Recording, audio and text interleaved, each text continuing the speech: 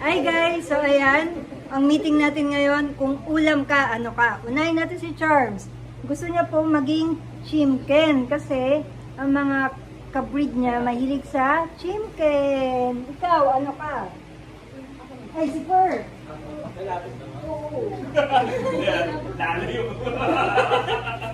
ulam ka, Kung ulam ako, ako ay adobo. Dahil adobo hindi nakakasawa araw-araw.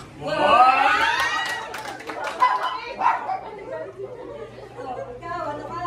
Kung ulam ako ay fried chicken kasi crunchy. Kung ulam ako, Pag-iiyak ka ngayon kanina, confident ka. Ay, gano'n ka. kung ulam ako adobo dahil paborito ng Pinoy. Kung ulam ako apritada, masarsa.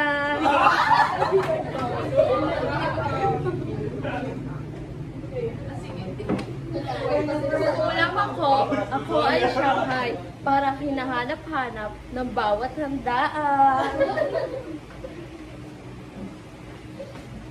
Kung ulam ako, minudo ako para all in one. Kung ulam ako, dinuguan. Dahil maraming bayarin kasi sinunod ko sa...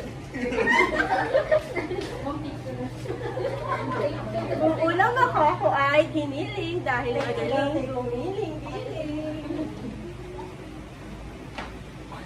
Kung ulam ako ay magiging buffalo chicken wings dahil hot ako.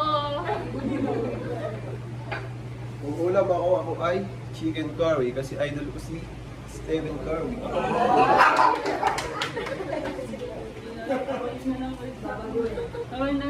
Kung ulam ako, tokot baboy ako para pwede rin pang pulutan.